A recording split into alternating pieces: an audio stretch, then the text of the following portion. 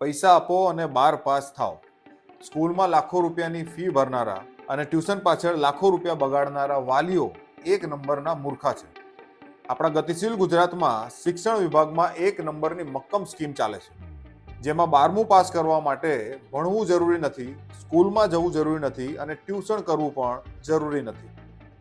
અને સૌથી વધારે જોરદાર અને મજાની વાત છે કે પરીક્ષા આપવી પણ જરૂરી નથી. તમારા બદલે કોઈ બીજો ઉમેદવાર પરીક્ષા આપી આવશે. પછી તમારે એ માર્ક્સના આધારે જેમાં એડમિશન લેવું હોય લઈ લો, ડોક્ટર બનો, એન્જિનિયર બનો અને માર્કેટમાં ડિગ્રી લઈને ઊભા થઈ જાઓ. અને પછી સીધી ટક્કર આપો એવા ઉમેદવારોને જેમણે 12 પાસ કરવા માટે લાખો રૂપિયા બગાડ્યા છે અને પોતાનો કિંમતી સમય પણ બગાડ્યો છે. હવે તમને થશે આવું થોડી ચાલે. આવી રીતે પાસ થયેલો ડોક્ટર શું કોઈનો જીવ બચાવી શકે? આવી રીતે પાસ થયેલો એન્જિનિયર કેવી રીતે ટકાઉ પુલ અને રોડ રસ્તા બનાવી શકે? हमारे यहाँ ऐसा ही होता है.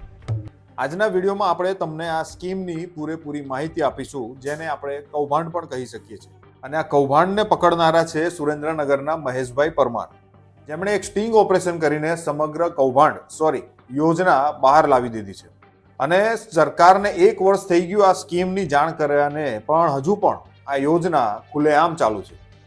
એટલે એમને થયું કે આ યોજનાનો લાભ સમગ્ર ગુજરાતની જનતાને મળે, એટલે એમણે જાગો ઇન્ડિયાના પ્લેટફોર્મ પર સંપર્ક કર્યો અને પછી તેઓ અહીંયા હાજર થયા છે આપણી સાથે સમગ્ર ઘટનાની જાણ કરવા માટે. જેમાં તેઓ જણાવશે કે ગુજરાતમાં મોટા પાયે કેન્દ્ર સરકારની એટલે કે મોદી સરકારની એક સંસ્થાનો ઉપયોગ કરીને કેવી રીતે પૈસા લઈને વિદ્યાર્થીઓને પાસ કરવામાં આવે છે, જેના માધ્યમથી સમગ્ર શિક્ષણને ધંધો બનાવી દેવામાં આવ્યો છે.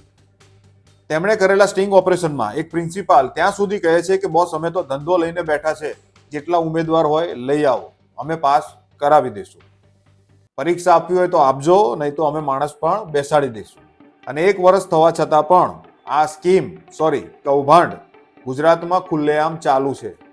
રોજે રોજ છાપામાંની જાહેરાતો આવે છે અને સોશિયલ મીડિયા પર એડ્સ પણ ચાલે છે. આ વિડીયોમાં મહેશભાઈ કેટલીક ચોંકાવનારી વિગતો તમારી સમક્ષ મૂકશે, જેને સાંભળીને તમારું દિમાગ ચક્રાવે ચડી જશે. મહેશભાઈ દ્વારા સરકારને જાણ કર્યા બાદ શું સરકારે કોઈ એક્શન લીધી? શું મંત્રીઓએ કોઈ કાર્યવાહી કરી? કેવી રીતે ચાલે છે આ સમગ્ર કૌભાંડ અને કોણ કોણ આમાં સામેલ હોય છે? આ દરેક માહિતી આપણે મહેશભાઈ સાથે બેસીને સાંભળીશું અને જોઈશું કે કેવી રીતે તમારા બાળકો સાથે, એમના ભવિષ્ય સાથે ખિલવાડ થઈ રહ્યો છે. તમે જોઈ રહ્યા છો જાગો ઇન્ડિયાની યુટ્યુબ ચેનલ અને હું દીપેનસિંહ તમારું સ્વાગત કરું છું આપણી ચેનલમાં.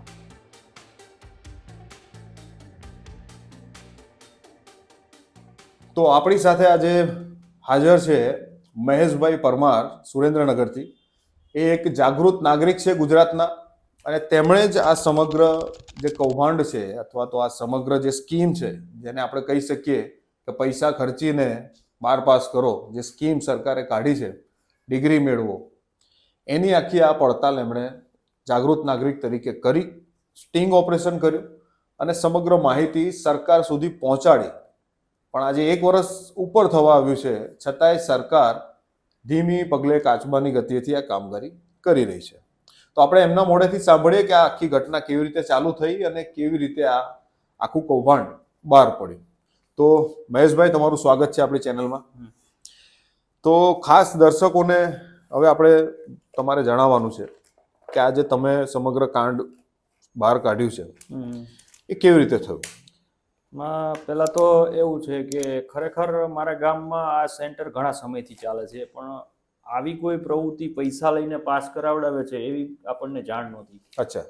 પછી આમાં થયું એવું કે એક વખત મારો સાઉન્ડ સિસ્ટમનો ધંધો છે, રેન્ટલનો. એટલે મારા ત્યાં એક છોકરો કામે આવતો હતો અને 10 પાસ હતો. એટલે એને 12 પાસ કરવું હતું.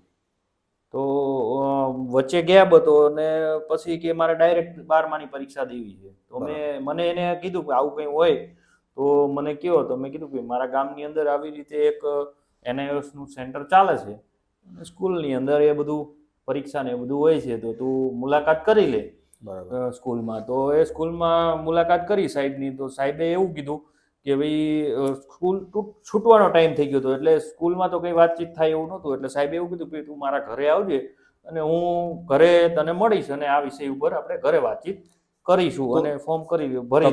તમારા ગામનું નામ શું? મારા ગામનું નામ અણિન્દ્રા છે. ઓકે, વઢવાણ તાલુકાનું ગામ છે અને જિલ્લો સુરેન્દ્રનગર છે. બરાબર છે. તો ત્યાર પછી શું થયું? મળવા ગયા? પછી એ છોકરાને ત્યાં પહેલી વખત એક વખત મુલાકાત કરવા ગયો તો એને એવી વાત કરી કે ભાઈ તારે પરીક્ષા પાસ કરવી હોય તો તારે પૈસા આપવા પડશે અને આટલા પૈસા દેવા પડશે. એટલે એને 35,000 રૂપિયા જેવું માંગ્યું. એટલે મને છોકરો રિટર્ન કીધું મને કે મારે તો આવી બધી વાત થઈ કે 35,000 માંગે. પછી મેં ઓનલાઈન એની ફી ને આ તે બધી તપાસ કરી તો ખરેખર એની 6,500 થી 7,500 રૂપિયા જ ફી છે. તો ખાસ કરીને આપણે દર્શકોને જણાવી દઈએ કે આ જે 12 પાસ કરવાની જે સંસ્થા છે, યોજના છે, સરકારી યોજના છે, એનું નામ શું છે અને કેવી રીતે કાર્ય કરે છે એ થોડુંક તમે સમજાવી દો. ભારત સરકારનો વિભાગ ચલાવે છે આ સિસ્ટમને અને એના NIOS national institute of open schooling. બરાબર. અને એની મેઇન ઓફિસ નોઈડામાં આવેલી છે. બરાબર.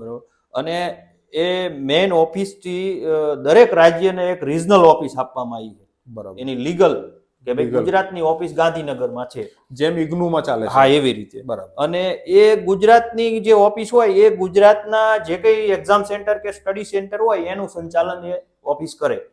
આખી સિસ્ટમ એવી રીતે ચાલે. બરાબર. એ રીતે ચાલે. તો તમારા ગામમાં જે સ્કૂલ છે એ સ્ટડી સેન્ટર છે કે એક્ઝામ સેન્ટર છે? એ એક્ઝામ સેન્ટર છે 12. ઓકે, એક્ઝામ સેન્ટર છે. સ્ટડી સેન્ટર ક્યાં લાગે તમારા ગામમાં? સ્ટડી સેન્ટરમાં સાહેબ એવું હોય છે કે એમાં સ્ટડી સેન્ટર રહ્યું ને એ ખરેખર ફ્રેશ વિદ્યાર્થીઓ માટે હોય છે. અચ્છા. એટલે કે જેને 10માની કે 12માની પરીક્ષા આપી જ નથી હોતી, ઓકે, એની માટે હોય છે. એટલે જ્યારે સ્ટડી સેન્ટર તો એ લોકો અમારી સ્કૂલમાં અને આ બદલાતું રહેતું હોય છે કે અત્યારે અણિન્દ્રામાં હોય તો ક્યાંક બીજે હોય કે એવું હોય, આ લોકો બદલતા રહેતા હોય. એટલે એવું ફિક્સ નથી હોતું કે અણિન્દ્રામાં એક્ઝામ સેન્ટર હોય ત્યાં જ સ્ટડી સેન્ટર હોય, સ્ટડી સેન્ટર હોય ત્યાં જ એક્ઝામ સેન્ટર હોય, એવું નથી હોતું. બરાબર. પછી શું થયું? આ છોકરો તમને વાત કરી? પછી એને મને વાત કરી કે 35,000 માંગે. ભાઈ મેં સર્ચ કર્યું એટલે પછી આપણે એવા કોઈ અને એને મને વાત કરી મને કે આ તો આવી રીતે વાત કરે. એટલે પછી મેં સ્પાય કેમેરો આપ્યો એને અને એને કીધું કે ભાઈ તું જા અહીંયા અને જે કંઈ આપણે એ વખતે આવી કોઈ ગણતરી નહોતી. તો તમે એક્ઝામ સેન્ટરમાં જોયું ઓનલાઈન તો કેટલી ફીસ બતાવતી હતી? 6,500 થી 7,500 રૂપિયા જ છે 12મા ધોરણ. હા 12મા ધોરણ. અને એના બદલે સાહેબે એની પાસે માંગ્યા 35,000. અને એ 35,000 રહ્યા ને એ સાહેબ એવા માંગે છે કે એને પરીક્ષા દેવા આવવાનું જ નહીં. અચ્છા, પરીક્ષા તો આપવાની જ નથી એને. અને એને ડાયરેક્ટ સર્ટિફિકેટ આપી દી છે, વાંચવાનું પણ કઈ જ નહીં, કોઈ વસ્તુ નહીં કરો. તો પરીક્ષા આપવા ના જાય તો કેવી રીતે પરીક્ષા આપી ગણાય? કોઈ બીજાને બેસાડે? હા, એ ખરેખર એમાં એવું છે કે એ સ્કૂલના વિદ્યાર્થીઓને જ બેસાડે છે. બરાબર. એ સ્કૂલના જ વિદ્યાર્થીને બેસાડીને પરીક્ષા અપાય. 12માની એક્ઝામનું કરવાનું છે. છેલ્લી માર્ક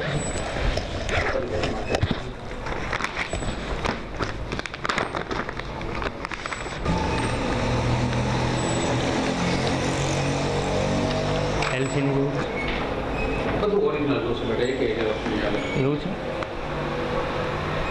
2013માં આવી છે ને 10માની.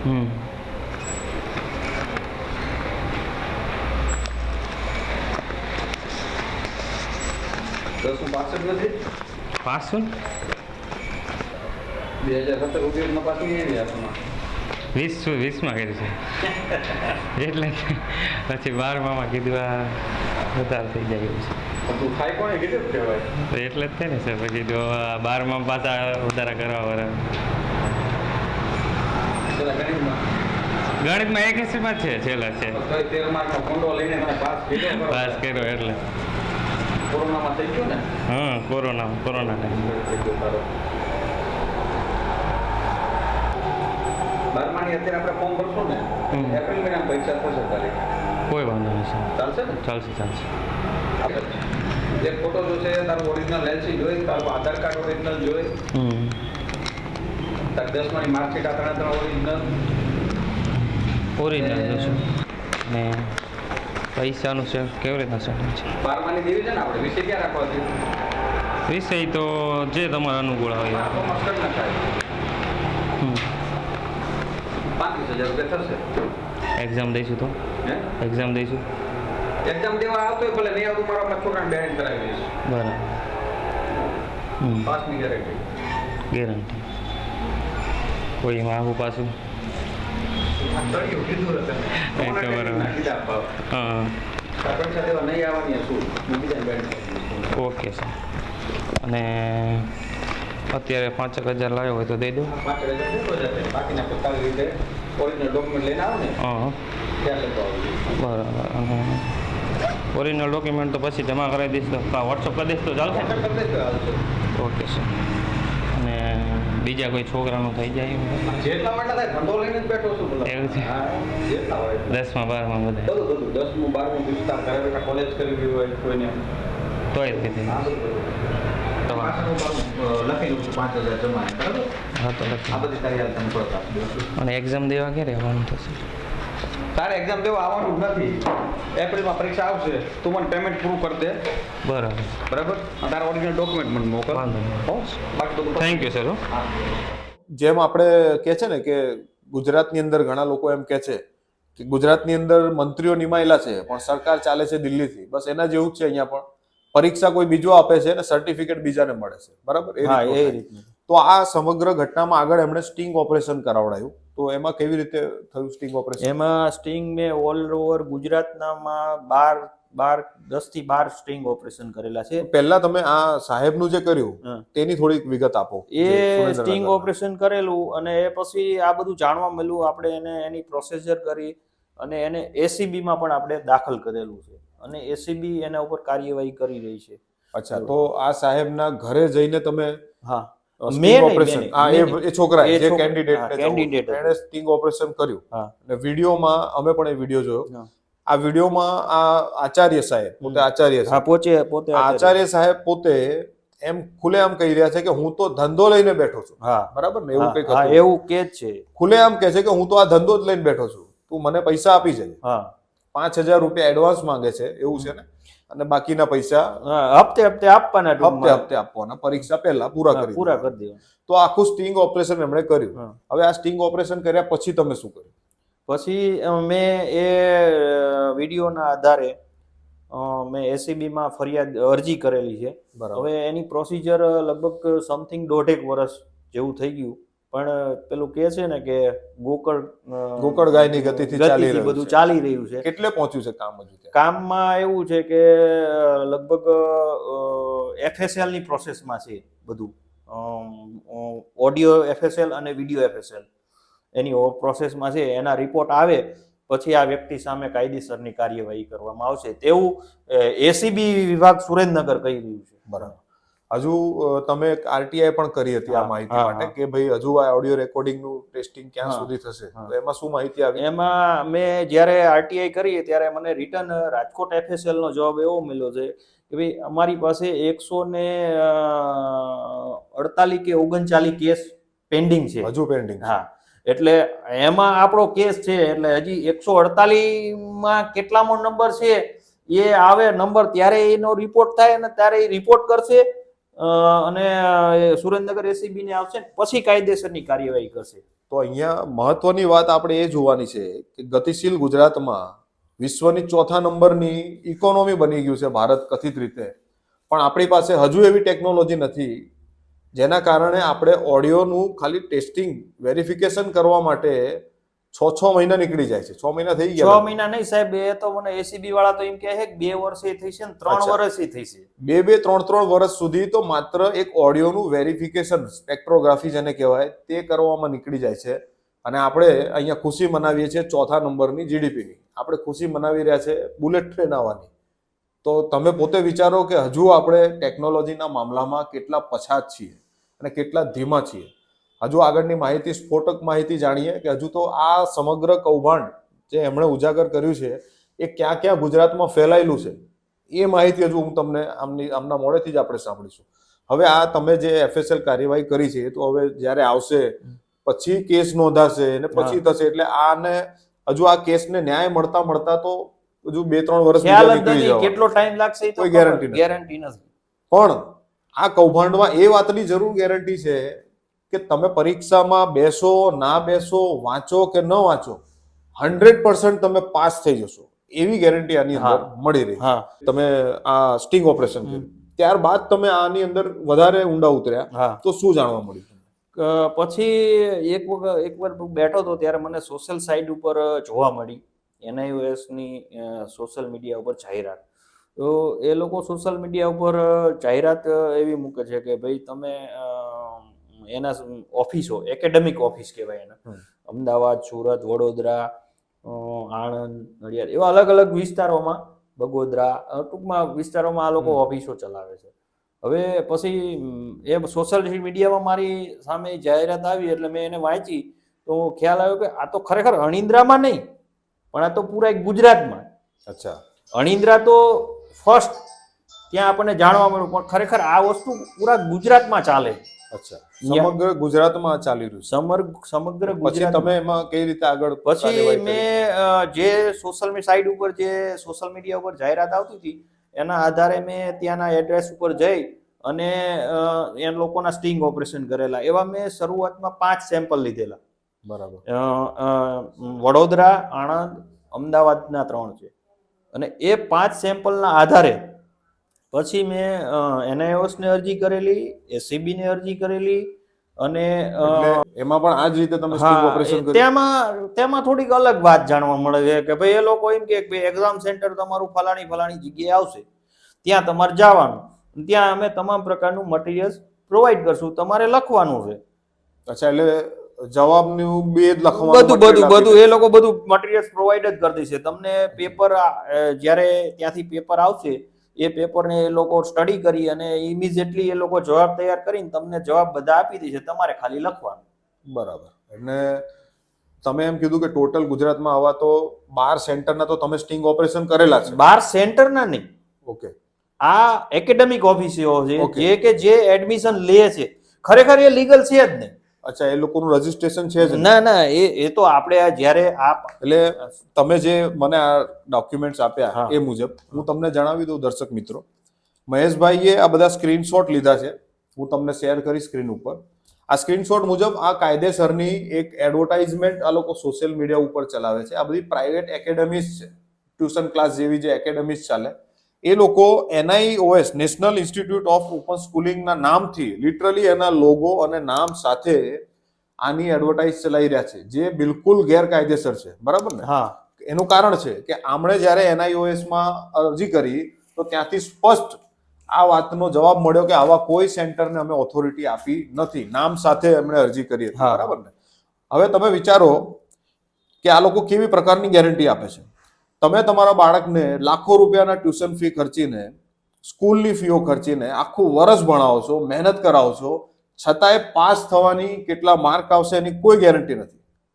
પણ આ લોકો છાતી ઠોકીને એમ કહે છે કે તમે ભણાવો ના ભણાવો, ખાલી અમને પૈસા આપી જાઓ, તમને પાસ કરાવવાની જવાબદારી અમારી રહેશે. 100% ગેરંટી. કેટલીક છે જુઓ, એક આ સંસ્થા છે NIOS સપોર્ટ સેન્ટર, જેનું મૂળ નામ છે તારા એકેડમી. હા તારા એકેડમી છે એ NIOS સપોર્ટ સેન્ટરના નામથી મતલબ ભ્રમિત કરીને, જનતાને ભ્રમિત કરીને એક સોશિયલ આઈડી ચલાવે છે, જેના ઉપર NIOS નું લિટરલી એ નામ, લોગો છાપે છે અને એમાં લખે છે કે ધોરણ 7, 8, 9 નપાસ અથવા પાસ અથવા ધોરણ 10 નપાસ, ધોરણ 10 ની પરીક્ષા આપી શકે છે, ધોરણ 12 ની પરીક્ષા આપી શકે છે. ફી લખે છે 6500 રૂપિયા, પણ માંગણી કંઈક અલગ કરે છે. કેટલા માંગે છે ત્યાં જઈએ? એ 15,000 પ્લસ 15,000, 20,000, 30,000 અચ્છા. ટૂંકમાં એ લોકોની સામેવાળા વિદ્યાર્થીની કે ઓકે. કેન્ડિડેટની જરૂરિયાત. બીજી એક એડ એમની જ છે, જેમાં એ લખે છે કે 10, 12 કે નાપાસ છો, 15,000 ફી ફક્ત કેશ પેમેન્ટ, અને નીચે લખે છે 100% ગેરંટી. તમે વિચારો, લાખો રૂપિયા ફી લેતી સ્કૂલો પણ, પ્રાઇવેટ સ્કૂલો 100% ગેરંટી નથી આપતી. આ લોકો 100% ગેરંટી આપે છે. બીજી એક સંસ્થા છે જે આ જ રીતે કહે છે પાસ થવાની 100% ગેરંટી. એમની એડવર્ટાઇઝમાં લખે છે પાસ થવાની 100% ગેરંટી. ત્યારબાદ બીજી એક એજન્સી છે જે આવી જ રીતે જ્ઞાનવન ઇન્સ્ટિટ્યૂટ, ધોરણ 10 અને 12 માં પાસ થવાની 100% ગેરંટી. મતલબ પ્રાઇવેટ સ્કૂલની ગેરંટી નથી, તમારો છોકરો મહેનત કરીને થાકી જાય એની ગેરંટી નથી, પણ કોઈ નબીરાનો, કોઈ નેતાનો, કોઈ ઉદ્યોગકારીનો છોકરો કાલે ઉઠીને 50,000, 30,000 ખર્ચીને સર્ટિફિકેટ લાવીને તમારા જ બાળકની કોમ્પિટિશનમાં ઊભો થઈ જશે. આ તકલીફ છે મોટી, એટલે આ સ્કેમ ઉજાગર કરવું પડે છે. 100% ગેરંટી સાથે પાસ થાવ, આ બીજી કોઈ શ્રીરામ એકેડમી છે એની એડ છે. દરેક જગ્યાએ તમે જોઈ શકો છો જ્યાં 100% પાસ થવાની ગેરંટી આપવામાં આવે છે. આ બધી આપણી પાસે એડ્સ છે, હું તમને બતાવતો જઈશ. અમારા માર્ગદર્શન હેઠળ 100% સફળતા મેળવો, આ બધી સફળતાની ગેરંટી આપતી એજન્સી છે. કેશ પેમેન્ટ ફીસ, જ્યારે NIOS કોઈ પ્રકારની કેશ ફીસ લેતું નથી, બરાબર? હા, એ આપણે જ્યારે એને અરજી કરી ત્યારે આપણને રિટર્નમાં એને જવાબ આપી લો કે ભાઈ આવી ઓફિસો અમારી અધિકૃત છે જ નહીં. અમે ખાલી સ્ટડી સેન્ટર અને એક્ઝામ સેન્ટર બે જ ફાળવીએ છીએ, અને કોઈ આવી કોઈ ઓફિસને અમે માન્યતા નથી આપતા. અને બીજું, અમારી તમામ પ્રોસેસ એડમિશન થી માંડીને ફીસ થી માંડીને તમામ પ્રોસેસ ઓનલાઈન છે, કેશ પેમેન્ટ લેતી જ નથી કોઈ વસ્તુ. અચ્છા, હા, મતલબ જનતાને ભ્રમિત કરવામાં આવે છે એડ્સના માધ્યમથી, અને સરકાર આ વસ્તુ જોઈ રહી છે. છતાંય સરકારમાં બેઠેલા મંત્રીઓ, ભણેલા ગણેલા, મોટી મોટી ડિગ્રી લીધેલા મંત્રીઓ પણ હવે તો નવી કેબિનેટમાં આવી ગયા છે, છતાંય એમને આ વાતની જાણ થતી નથી, ખબર પડતી નથી. કારણ કે કદાચ બની શકે એ લોકો ચૂંટણી પ્રચારના પ્રોગ્રામોમાં વ્યસ્ત હોય, સાહેબોના પ્રોગ્રામોમાં વ્યસ્ત હોય, એવું બની શકે. હજુ એક મજાની વાત તમને કહું, આ NIOS સપોર્ટ સેન્ટર નામથી જે ફેક, મતલબ ખોટી આઈડિયા બનાવેલી છે, જે ઓથોરાઇઝ નથી, જેનો જવાબ ખુદ NIOS દ્વારા આપવામાં આવ્યો છે, આ સંસ્થા દ્વારા.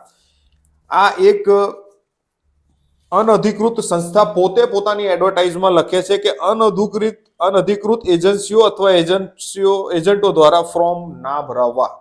હવે તમે વિચારી લો, એક અનધિકૃત એજન્સી પોતે એમ કહી રહી છે કે ભાઈ બીજા અનધિકૃત એજન્ટો પાસેથી ફોર્મ ના ભરાવવા.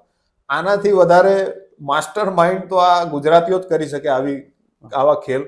જેમ પેલા નીરવ મોદી કરી ગયા, પેલા બાયો સ્ટર્લિંગ વાળા કરી ગયા. આવા મસ્ત મસ્ત ભ્રષ્ટાચારની સ્કીમો ખરેખર આપણું ગતિશીલ ગુજરાત જ વિચારી શકે, બીજા કોઈને બસની વાત નથી. હવે તમે આખું જે બધું બહાર કર્યું, તો તમે કહો છો 1 વર્ષ ઉપર સમય લાગી ગયો છે. સરકારમાં તમે આ વસ્તુની જાણ કરી કે નહીં? હા, સરકારમાં સાહેબ મેં CM ને નિમાવતની ઘટનાની આખું મેં CM ને અરજી કરેલી છે. એ નિમાવત વાળી, મુકેશ નિમાવત વાળી જે આપણે વિડીયો, જે આચાર્ય છે એ વાળું મેં મુખ્યમંત્રીના કાર્યાલયમાં આપેલું છે, પછી શિક્ષણ મંત્રીને આપેલું છે, પછી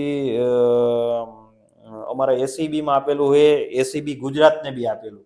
આ બધા તો ચલો કામગીરી ચાલુ કરી, પણ એ ચાલુ કરાવવા માટે તમારે કેટલા ધક્કા ખાવા પડે? લગભગ મેં 6 કે 7 મહિના અમારા સ્ટેટમેન્ટના જે અરજી કર્યા પછીના ગાળામાં 6-7 મહિનાનો ગાળો, એમ અમે લગભગ 50 ધક્કા કર્યા છે. ત્યારે એ ACB વાળાએ હાથમાં લીધું કે ભાઈ હવે અમે કાર્યવાહી કરશું, સ્ટેટમેન્ટ લઈશું. અને સ્ટેટમેન્ટ લીધા પછી 2-3-4 મહિના પછી FSL ની કાર્યવાહી થઈ. એટલે સમથિંગ ગણતરી કરો, અરજી 19/7 થઈ 2024માં, તો 2025માં એટલે કે 1 વર્ષ પછી એની સમથિંગ કાર્યવાહી ચાલુ થઈ. એ પણ તમારા 50 ધક્કા પછી.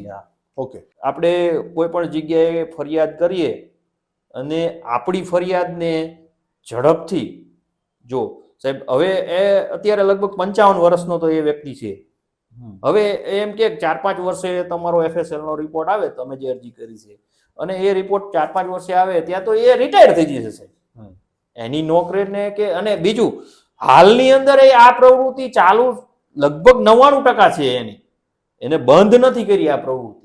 હા, એ કારણ કે વિડીયોમાં આપણે જોઈ શકીએ જે ખુલ્લેઆમ આ વ્યક્તિ કહે છે કે અમે તો ધંધો જ લઈને બેઠા છીએ. તો આમાં એક વસ્તુ પણ છે ને કે ACB ના જે લોકો કામ કરી રહ્યા છે, એ ક્યાંક ને ક્યાંક એ બી સિસ્ટમના માર્યા છે.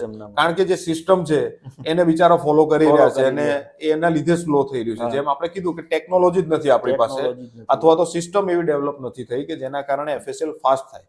તો ક્યાંક ને ક્યાંક પોલીસ કર્મચારીઓના પણ હાથ બંધાઈ ગયા છે કે હવે એકવાર સિસ્ટમમાં ઘૂસી ગયું કોઈ વસ્તુ, તો એ સિસ્ટમ જ એટલી સ્લો છે કે બિચારા કર્મચારી પણ શું કરે. તો આમાં કર્મચારીઓ બિચારા ક્યાંક, અને બીજું પોલિટિકલ પ્રેશર પણ એમને કદાચ હોઈ શકે. તમને એવું લાગે છે કે આ કેસમાં પોલિટિકલ પ્રેશર તમારા ઉપર ક્રિએટ થયું છે? શ્યોર, મારા ઉપર પ્રેશર થયેલું. એમાં આ કેસના સમાધાન જે 6 મહિના કાર્યવાહી સાહેબ ના થઈ, એનું કારણ પણ એ જ છે કે પોલિટિકલ પ્રેશરથી કાર્યવાહી નથી કરવામાં આવી અને એ સમયગાળા દરમિયાન કે ભાઈ આ કેસને અહીંયા જ દબાઈ દેવો અને એની માટેના મારી ઉપર ઘણા પ્રેશર થયેલા છે. ઘણા વ્યક્તિઓ આવી ગયા, સામાજિક માણસો મોટા આવી ગયા, ઘણાએ મને ફોન કરીને સમજાય કે આ વસ્તુ ના કરીશ તું, આમ ને તેમ ને ફલાણું, તને આ તકલીફ. તો ખરેખર તો મેં સમાધાન બાબતે ક્યારેય એમની પાસે હું ઝૂક્યો જ નથી અને સમાધાન કરવાનું નથી. આપણે તો હવે એ અણિદ્રાનો મુદ્દો જ નથી રહ્યો સાહેબ, હવે તો ગુજરાતનો મુદ્દો છે. આખા ગુજરાતમાં આ પ્રોબ્લેમ છે અને આ ગુજરાતના આખા મુદ્દા ઉપર મારે લડવાનું છે. બરાબર. હવે તમે પોતે વિચારો કે આજે એક જાગૃત નાગરિક તરીકે તેઓ લડી રહ્યા છે, તો આ જે જાગૃતિ છે, આ વિડીયો જોશો તમે, લોકો સુધી શેર કરશો, એમની પાસે પણ આ ટાઈપની જે મોટિવેશન છે ક્યાંથી આવી? સોશિયલ મીડિયાના માધ્યમથી. સોશિયલ મીડિયા એક એવી તાકાત છે જે સચ્ચાઈને તમારા સુધી પહોંચાડે છે. તો આ તાકાતનો ઉપયોગ કરીને એમણે એ જાગૃત થયા. એવી જ રીતે તમે પણ જાગૃત થશો, તમે લોકોને જાગૃત કરી શકશો. એટલે આ માહિતી શક્ય તેટલા વધારે લોકો સુધી પહોંચાડજો. આમાં બીજી એક મજાની વાત એમણે અમને જણાવી કે આ આચાર્ય સાહેબ છે જે એ પોતે બીજેપીના કાર્યકર્તા છે અને આ આચાર્ય સાહેબે હમણાં જ 1 વર્ષ પહેલા બીજેપીના સદસ્યતા અભિયાન માટે થઈને એમની શાળાના 9મા અને 10મા ધોરણના વિદ્યાર્થીઓને બોલાવીને જોઈન કરાવી દીધા. બરાબર ને? તમે એની માહિતી મને વિડીયો બતાવ્યો. મને પોતાને આશ્ચર્ય થયું કે એક આચાર્ય સિસ્ટમ ક્યાં સુધી સિસ્ટમમાં રાજકારણ ઘુસાડી દીધું છે આજના સત્તાધીશોએ કે નાના નાના વિદ્યાર્થીઓને છોડવામાં નથી આવતા પોતાના ટાર્ગેટ પૂરા કરવા માટે કે ભાઈ અમારે સદસ્યતા અભિયાન ચલાવવું છે એટલે ટાર્ગેટ પૂરા કરવા નાના વિદ્યાર્થીઓને બિચારાને રાજકારણમાં ધસડી રહ્યા છે વગર કામના. અને આ આચાર્ય લગભગ તમે કીધું છે કે RSS માં પણ કામ કરે છે, સંઘના કાર્ય. મતલબ આ બધા સંસ્કાર ક્યાંથી નીકળીને આવી રહ્યા હોય એ સ્પષ્ટ આપણને દેખાઈ રહ્યું છે કે સંઘમાં શું આ પ્રકારના સંસ્કાર આપવામાં આવે છે કે ભ્રષ્ટાચાર કરો સિસ્ટમમાં ઘૂસીને? શું બીજેપી આવા કાર્યકર્તાઓને ભરતી કરી રહી છે? જો પેલું કહેવાય ને કે જે ભ્રષ્ટાચારને હટાવવા લોકોએ કોંગ્રેસને જાકારો આપીને બીજેપીને આપ્યો, તો શું બીજેપી પણ એ જ કામ કરી રહી છે? જો આવું જ કામ કરતા હોય તો આપણે નથી જોતી કોંગ્રેસ, નથી જોતી બીજેપી, કોઈ પાર્ટીની જરૂરત જ નથી. રિફોર્મ લાવો સમાજની અંદર, પાર્ટીનું કલ્ચર જ હટાવી દો, વાત ખતમ થાય. શા માટે આપણે એવી પાર્ટીઓને રાખવી કે જે ભ્રષ્ટાચારને છાવરી રહી છે એક રીતે? તો આ પણ એક મોટો વિષય છે. બીજું, તમે 12 જગ્યાએ જઈને જાતે સ્ટિંગ ઓપરેશન કર્યું હતું અને દરેક જગ્યાએ આ વાતની તમને પુષ્ટિ થઈ કે વધારે પૈસા લેવામાં આવે છે, પ્લસ ગેરંટી આપવામાં આવે છે કે તમે પરીક્ષામાં આવશો, નહીં આવશો, કાં તો આવશો તો અમે તમને લખાવી દઈશું. તો આ એક બહુ ગંભીર મુદ્દો છે અને આપણે મહેશભાઈ જેવા લોકોનો ધન્યવાદ કરવો જોઈએ કે તેમણે આગળ આવીને એક સામાન્ય નાના ગામડાની વ્યક્તિ તરીકે પણ આગળ આવીને આટલું મોટું બેડું ઉપાડ્યું છે. અને જો આ માહિતીને, આ જે યોજના છે, આ સ્કેમ છે, જે ભ્રષ્ટાચારની યોજના ચાલી રહી છે, એને જો આપણે લોકો સુધી નહીં પહોંચાડીને સાહેબ, તો આ મહેશભાઈ જેવા લોકોની મહેનત બેકાર થઈ જશે. કોઈ મતલબ નહીં રહે અને એમને મોટિવેશન પણ નહીં મળે જો આનું કોઈ પરિણામ નહીં આવે. એટલે આપણે હવે મહેશભાઈને સપોર્ટ કરવો જોઈએ અને આ માહિતીને લોકો સુધી પહોંચાડવી જોઈએ. તમારે સમજવું જોઈએ કે તમે સરકાર પાસે, સુરતની અંદર કેટલા રત્ન કલાકારો ભીખ માંગી રહ્યા છે કે અમારા છોકરાઓની સ્કૂલની ફી ભરો. 70,000 ફોર્મ ભરાયા, એમાંથી 40,000 જેટલાના કંઈક ફોર્મ સ્કૂલ ફી ભરવાની વાત થઈ છે ને હજુ ભરાય કે નહીં તો ભગવાન જાણે. આ પોઝિશન એટલા માટે આવી છે કે જેની પાસે પૈસા છે એ લોકો પૈસા ખર્ચીને ડિગ્રી લઈ રહ્યા છે. તમારા પૈસા ખર્ચીને ભણેલા છોકરાઓની સામે ડિગ્રી ફેંકીને કોમ્પિટિશનમાં ઉભા રહ્યા છે. ઓડિશાની અંદર હમણાં હોમગાર્ડની 180 પદની ભરતી માટે 9,000 થી વધારે છોકરાઓ ત્યાં લાઈનમાં ઘૂસી ગયા, જ્યાં MA BA કરેલા લોકો, સારા 12 પાસ લોકો, ભણેલા ડિગ્રી લીધેલા લોકોની ભીડ જામી ગઈ. અચ્છા, બીજી એક ખાસ વાત મહેશભાઈએ જાણ કરી કે આ જે વ્યક્તિ છે એ 10-12 પાસ ને પણ કોલેજની પણ ડિગ્રીઓનું સેટિંગ કરાવે. એ પણ આઉટ સ્ટેટની. તો આપણા ગતિશીલ ગુજરાતમાં આ એક યોજના સરસ મજાની ચાલી રહી છે જે તમારા સુધી હજુ નથી પહોંચી. તો આપણા વિડીયોના માધ્યમથી આપણે પહોંચાડીએ છીએ કે તમારી પાસે પૈસા હોય તો આ પ્રાઇવેટ સ્કૂલોમાં છોકરાને ભણાવવા કરતા 10મા 12માના આ રીતે સર્ટિફિકેટ લઈ લેવા. સરકાર દ્વારા આ યોજના ચલાવવામાં આવી રહી છે, પણ સરકાર તો બિચારી યોગ્ય રીતે 6,500 તમારા બાળકોને 12 પાસ કરાવી શકે એમ છે, પણ સરકારની યોજનાનો ગેરલાભ લઈને આવી પ્રાઇવેટ સંસ્થાઓ આ એજ્યુકેશનને એક વ્યાપાર બનાવી દીધો છે. આ વિડીયો ખાસ જે નવી કેબિનેટ બનાવવામાં આવી છે ગુજરાત સરકાર દ્વારા, એ કેબિનેટના જે શિક્ષણ મંત્રી છે પ્રદ્યુમન વાજા અને રાજ્ય કક્ષાના જે મંત્રી છે રીવાબા જાડેજા, એમને જો આ વિડીયો જોવા મળે તો હું ખાસ એમને એક પ્રાર્થના કરીશ કે જો જે માટે નવા કેબિનેટનું ગઠન થયું છે એ જે વિષય છે એને તમે સાર્થક કરીને બતાવો, એ ઉદ્દેશ્યને. અને આ જે સ્કેમ છે, આ સમગ્ર ગુજરાતમાં જે ચાલી રહ્યો છે શિક્ષણનો વેપાર, પહેલા તમે એને બંધ કરશો એવી હું આશા રાખું છું.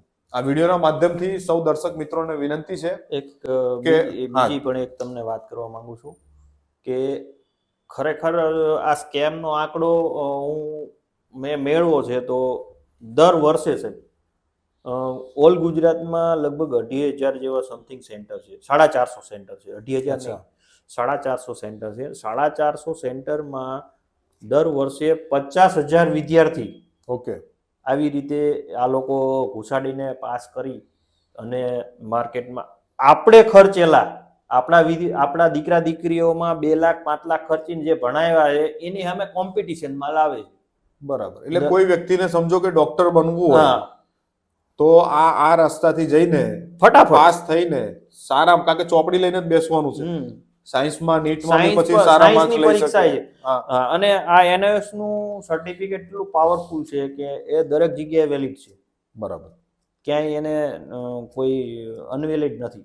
સિસ્ટમ સારી છે પણ સિસ્ટમનો ઉપયોગ અલગ રીતે કરવામાં આવે. યોજના સારી બનાવી છે પણ એને વેપારમાં કન્વર્ટ કરી નાખી છે. અને ખરેખર તો આમાં સિસ્ટમ એમ કે છે કે મેં NIOS ને આ બધી પ્રોસેસની જાણ કરી તો NIOS જ ફરિયાદ દાખલ કરવી પડે, પણ એની જગ્યાએ એ મને જવાબ એવો આપીને છટકી ગયા કે ભાઈ આ ઓફિસો અમારી નથી, અમારી અધિકૃત છે નહીં. એટલે એ લોકો તો મેં એક બીજો પ્રયત્ન કર્યો કાયદેસરની કાર્યવાહી થાય. ભાઈ ઓઢવ પોલીસ જે પોલીસ સ્ટેશન રહ્યું એની હદમાં જ એક તારા એકેડમી જે તમે વાત કરી અમદાવાદની, એ 200 મીટરની રેન્જમાં છે સાહેબ. જે પોલીસ સ્ટેશન ત્યાંથી 200 મીટરની જ રેન્જ છે.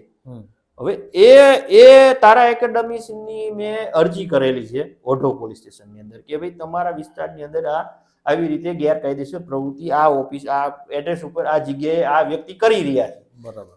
એની પણ કોઈ કાર્યવાહી નથી થઈ. અચ્છા, મતલબ પોલીસે પણ કઈ ના, કાર્યવાહી? કોઈ જ નહીં. Local police? ના, કોઈ જ નહીં. તો અહીંયા ઘણા પ્રશ્નો ઊભા થઈ રહ્યા છે કે આ જે શિક્ષણમાં જે આ બધા સમગ્ર કૌભાંડ ચાલી રહ્યા છે એનું મોનિટરિંગ અથવા તો એની ઇન્વેસ્ટિગેશન કરવાનું કામ કોણ કરશે? શું આ કામ સામાન્ય જનતાનું છે? સરકારી અધિકારીઓ શું કરી રહ્યા છે? NIOS શા માટે આના ઉપર કાર્યવાહી ના કરી? શા માટે એણે કેસ ના કર્યો કે અમારી સંસ્થાનો દુરુપયોગ કરીને લોકો એનો વેપાર કરી રહ્યા છે? શા માટે ન કર્યો? શું NIS ના કોઈ અધિકારીઓ આની અંદર સંડોવાયેલા છે? આ પણ એક મોટો પ્રશ્ન છે. બીજું કે શું શિક્ષણ વિભાગના કોઈ અધિકારીઓ આની અંદર સંડોવાયેલા છે? શા માટે શિક્ષણ અધિકારીઓ, મોટા મોટા અધિકારીઓ પોતાના વિસ્તારમાં ચાલતી આવી દુકાનોનું ઇન્વેસ્ટિગેશન શા માટે નથી કરતી? શા માટે એને એસેસમેન્ટ નથી કરતી? તપાસ કેમ નથી કરતી? આવી જાહેરાતો ઉપર એમની ઇન્વેસ્ટિગેશન ટીમ બનાવતી કેમ નથી કે જેથી શિક્ષણનો વેપાર ના થાય? આ દરેક વસ્તુ મોટા મોટા પ્રશ્નો અત્યારે ઊભા થઈ રહ્યા છે, પણ જનતાએ હવે એને લોકોને પૂછવાનું છે. તમારા વિસ્તારના MLA ને પૂછવાનું છે, તમારા કોર્પોરેટરને પૂછવાનું છે, તમારા વિસ્તારના પંચાયતના સભ્યોને પૂછો કે આવા કૌભાંડ કેમ થઈ રહ્યા છે? તમે પૈસા ખર્ચો છો, આટલા મહેનત કરો છો બાળકો પાછળ, અને કોઈ બીજો પૈસાવાળો આવી રીતે પરીક્ષા આપીને સર્ટિફિકેટ લઈને તમારા જ બાળકની સામે કોમ્પિટિશનમાં ઊભો થઈ જાય છે. તો હવે આપણે વિચારવું પડશે ને સરકારને આ જવાબ આપવો પણ જોઈએ. હું માનું છું કે ગુજરાત સરકાર કે ગતિશીલ ગુજરાત જે છે એણે આ બહુ સરસ મજાની એક યોજના કાઢી છે લોકો માટે કે ભાઈ ઘરે બેઠા તમે પરીક્ષા આપી શકો છો, પણ એ યોજનાનો દુરુપયોગ થાય છે તો એને રોકવાની જવાબદારી પણ ગુજરાત સરકારની જ છે, કેન્દ્ર સરકારની છે. તો આશા રાખીએ કે સરકારમાં બેઠેલો કોઈ માણસ આ વ્યક્તિ જુએ. ખરેખર સાહેબ ને આમ ગણતરી કરો ને તો આપણે ખનીજ માફિયા આવે, ડ્રગ્સ માફિયા આવે, દારૂ માફિયા, એવી રીતે આ જે સિસ્ટમ રહી ને એ એક શિક્ષણ માફિયા. હા, આપણે એજ્યુકેશન માફિયા, એજ્યુકેશન માફિયા આ કહેવાય આને. એવી એક મોટા પાયે થઈ ગયું. કારણ કે અંદાજે તમે જે કીધું કે 50,000 લોકો અંદાજે જો નીકળતા હોય દર વખતે, તો 30,000 લેખે આપણે ગણીએ તો એ આંકડો કરોડોમાં જાય છે. કરોડોમાં જાય. તો આ એક મતલબ ઇન્ડસ્ટ્રીઝ બનાવી દીધી છે શિક્ષણને, અને એનું જ આ કારણ છે કે 1980માં જે ચાઇના આપણી બરોબર હતું એ ચાઇના આજે આપણા કરતા 10 ગણું આગળ નીકળી ગયું અને આપણે 10 ગણા નીચે ઘૂસી ગયા. હા. બાકી આપણે પણ એ જ ઝડપથી ચાઇનાની બરોબરી કરી શકતા હતા, પણ આપણે ભ્રષ્ટાચારમાં રહી ગયા અને એ લોકો શિષ્ટાચાર વાપરીને પ્રગતિના પંથે આગળ નીકળી બીજું સાહેબ એક વસ્તુ વિચારી લ્યો કે આપણે સામાન્ય કે જે 12માં ધોરણ સુધી ભણીને 12 સાયન્સ પાસ થાય અને એ ટેકનિકલ રીતે પાવરફુલ વિદ્યાર્થી હોય અને એ જો સિસ્ટમમાં જાય તો એનાથી કોઈ ભૂલ થવાના ચાન્સીસ નથી નથી. સાહેબ, કારણ કે એને ટેકનિકલ બધી માહિતી છે. રાઈટ. હવે માની લો કે આની અંદર સાયન્સ કરી નાખ્યું, અને કાલે ઉઠીને ડોક્ટર બની ગયો, ડોક્ટર બની ગયો engineer તો કોઈ બની મારી ગયો. નાખશે. સાચી બરોબર, વાત છે. તો ડોક્ટર બનશે તો ઈ કેવો ડોક્ટર બનશે? એન્જિનિયર બનશે તો ઈ કેવો એન્જિનિયર બનશે? કોઈ અધિકારી બનશે તો ઈ કેવો અધિકારી બનશે? સાચી વાત છે. અને આ રસ્તા ઉપર જે ખાડા પડી રહ્યા છે દેશની એમાં પણ આ અને છે. ગુજરાતની જનતાને એક વિચાર કરવાનો છે સાહેબ, કે એવો વિચાર કરવાનો છે કે ખરેખર આવું કરીને આ લોકો જે સિસ્ટમમાં આવે છે અધિકારી તરીકે, ડોક્ટર તરીકે, એન્જિનિયર તરીકે, તો એ શું કરશે? ઈ પુલ બનાવશે તો ઈ કેવો પુલ બનાવશે? એ જ કહું છું ને, અત્યારે રસ્તા ઉપર જે તમે ખાડા જોઈ રહ્યા છો એ આ ડિગરીઓના જ પરિણામ છે. હા, શક્ય છે કે એ ખાડા જે બન્યા છે એ રોડ બનાવનાર એન્જિનિયરોમાં આવા જ એન્જિનિયર હશે, સીધી એટલે જ વાત આપણા છે. રોડ તૂટી જાય છે. ભ્રષ્ટાચાર કરીને આવે એ ભ્રષ્ટાચાર જ કરે. સાચી વાત છે. એટલે સ્વાભાવિક વાત છે. તો મહેશભાઈનો આપણે આભાર માનીએ છીએ કે એમણે આ સમગ્ર ઘટના જાગો ઇન્ડિયા સુધી પહોંચાડી. જાગો ઇન્ડિયાના એક સારા ફોલોવર રહ્યા છે અને તેઓએ આપણને સંપર્ક કર્યો અને આપણી ફરજ છે કે આવી ઘટનાને સમાજ સુધી પહોંચાડવી, આ નાગરિકો બાબતે સુધી પહોંચાડવી. ખરેખર ચેનલનું નામ નહીં લઉં સાહેબ, પણ એક મોટી ચેનલ છે જેનું અમદાવાદમાં ઓફિસ પણ બહુ મોટું નામ છે, તે એન્કર રંગનું પણ બહુ મોટું નામ છે. એમને પણ લેટર દ્વારા મેં જાણ કરેલી કે આવું મારી પાસે સ્કેમ છે, તો તમે મને મારો સંપર્ક કરો અથવા તો હું તમે કહો ત્યારે આવું. તો એ વ્યક્તિએ પણ રિટર્ન જવાબ નથી આપ્યો હજી મને. તમે બીજા મીડિયા વાળાઓને પણ આ માહિતી તો હા, આપી કોઈ જશે. આપી પણ કોઈ ચલાવવા તૈયાર નથી, અચ્છા, કોઈ નથી ચલાવતું. કોઈ સાંભળવા તૈયાર જ નથી. અચ્છા, મતલબ કે ગુજરાતની મીડિયાને પણ હું એક મેસેજ આપવા માંગુ છું કે યાર તમે ખોટું મીડિયાનું નામ ના બગાડો. કાયદેસર તમે એમ કહો ને કે ભાઈ અમે સરકારના એજન્ટો છીએ કે માર્કેટિંગ એજન્સીઓ છે, એવી રીતનું નામ લો ને. તમે મીડિયાના કપડાં પહેરીને પછી જનતા સાથે દગાખોરી કરો છો, નાગરિક સાથે દગાખોરી કરો છો, તો પછી શું થશે? બાંગ્લાદેશમાં પણ એવું થયું, નેપાળમાં પણ એવો હા. એક ઘટના થઈ કે હા. જેમાં જનતાના આક્રોશનો ભોગ મીડિયાની ઓફિસો બની. ઓફિસો બની ગઈ. આવું શા માટે થાય છે? કારણ કે મીડિયા પોતાની જવાબદારી નથી નિભાવી રહ્યું. અરે ભાઈ, એક વિડીયો બનાવો પણ જનતાના કામનો બનાવો, જનતાની સમસ્યાનો બનાવો. સવાર સાંજ ખાલી વખાણ કરે રાખશો લોકોના તો પછી એ પેલું કહેવાય ને કે વખાણેલી ખીચડી દાઢે ચોટે. હા, આ એવું થઈ રહ્યું છે. તો આપણે આભાર માનીએ છીએ ગુજરાતના જાગૃત નાગરિક એવા મહેશભાઈ પરમારનું, અને હું ખૂબ ખૂબ આભાર માનું છું મહેશભાઈ તમારો કે તમે અહીંયા સુધી આવ્યા અમારી પાસે અને આ માહિતી અમારી સાથે શેર કરી, આપણા દર્શકો સુધી શેર કરી. એ બાબતે તમારો ખૂબ ખૂબ આભાર, અને હું આશા રાખું છું ભવિષ્યમાં તમે તમારી આ લડત ચાલુ રાખશો. હા. અને દર્શકોને પણ હું કહું છું કે એમને સપોર્ટ કરતા રહેજો, જાગો ઇન્ડિયાના વિડીયોને અનેક લોકો સુધી પહોંચાડજો અને તમારી ફરજ નિભાવજો. તો ફરી મળીશું એક નવા ટોપિક સાથે. ત્યાં સુધી જાગતા રહેજો અને જગાડતા રહેજો. જય હિન્દ.